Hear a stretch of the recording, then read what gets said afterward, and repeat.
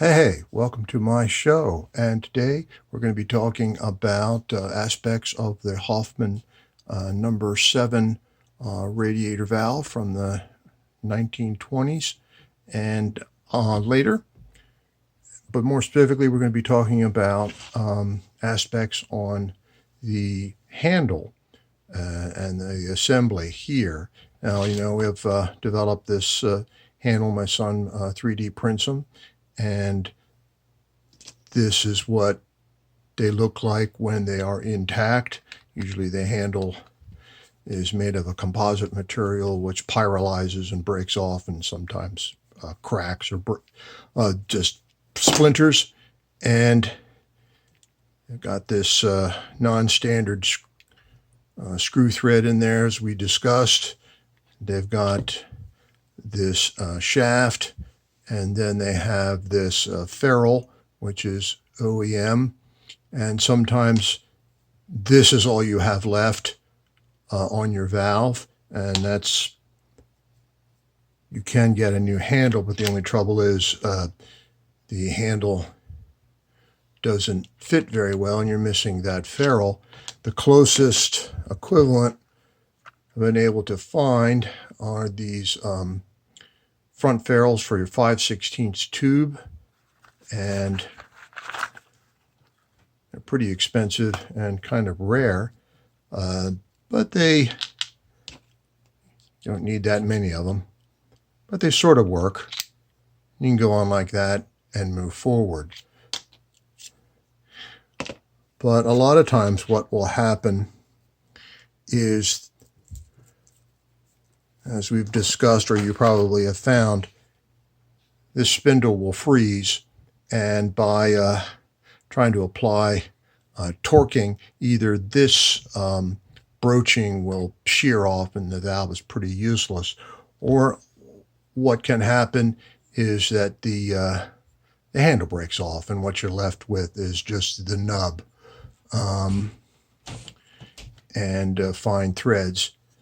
So one way of handling this is to, I found, is to get a, let's see if we can focus. Yeah. Oh well. This is a 5/16 by 24 national fine thread. Yeah, I think you can see it. Anyway, there we go.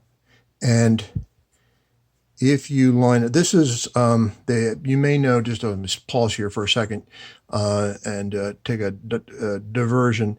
You may know about taps for the SAE sizes, for the imperial sizes, come in 3 basic types. You've got your taper, which has got a lot of sort of partial threads before it finally gets to the full threads. And then you have this one, which is called a plug tap, I believe, or just a bottoming tap. Yeah, bottoming tap. And then has just a few not incomplete threads before it starts on the complete thread size. And then you have your bottoming tap, I believe, where you just have it's nothing. You don't want to use a bottoming tap. This is probably not your best tap to use. You want to probably use a taper tap, and you want to get it as straight in as you can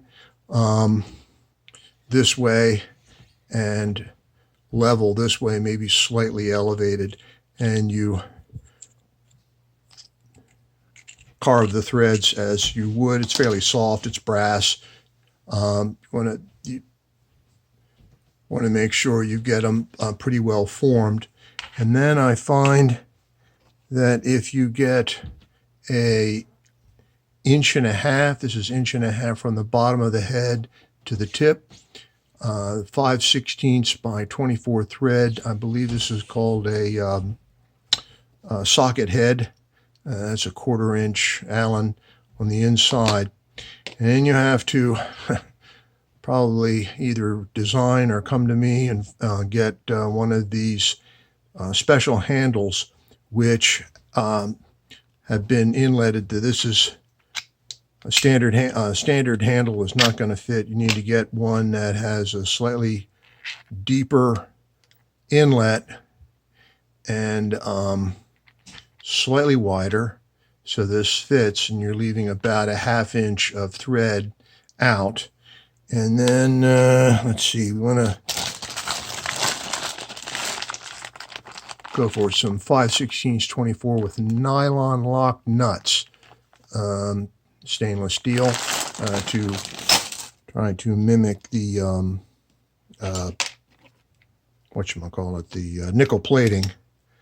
And then you get your nylon nut, and you have to the nylon nut is a locking nut. Takes a bit to crank on there. There you go. Thank you.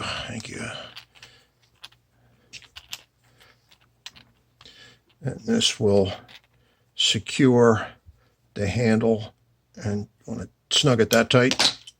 And now you have about 1/4 of an inch left, and then you work it into your handle like so, and that's getting there, but it's not complete. There's a little nubbin which you might need to knock off, and the reason why is because if you try to put this on the top, that little nubbin will interfere with this castellated nut and it won't work properly. So what I usually do is I take my marking pen and mark particularly where that's got to come out. And you take this out, and either with a grinder or a file, grind that down. There's a slight bevel where that marking is. I've got this one where that's cleared out, and that this will fit on the valve like so. So there's one other thing which you may run into. You'll get the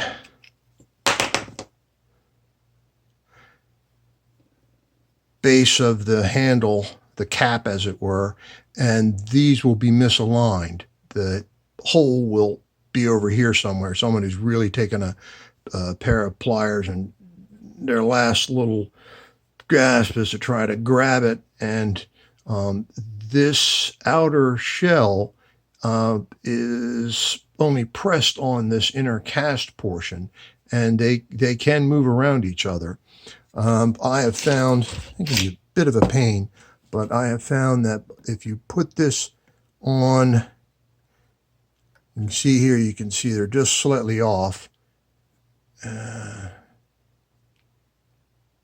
Just enough that there was a slight difference. And if you put it on just to the shell, you can sometimes, by either with a pair of pliers, usually this is pretty well chowdered up, so you're not going to chowder it up with a pair of pliers, or if it's just a little bit off, see how they're slightly misaligned. You can, yeah, they're slightly misaligned, and then you can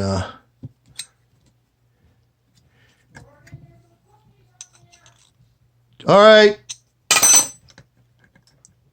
and then that'll fit right on there like so. Where's that one that's been ground? Yeah, where'd you go? There it is. Yeah, ground edge, and it fits. There's the spacing. That's how little space you've got to make that work. Now, this has gone on way longer than I anticipated. I thank you for your patience. I hope this was useful, and I'll be able to repair these things and at least get this portion working reasonably well. Thank you again, and take care.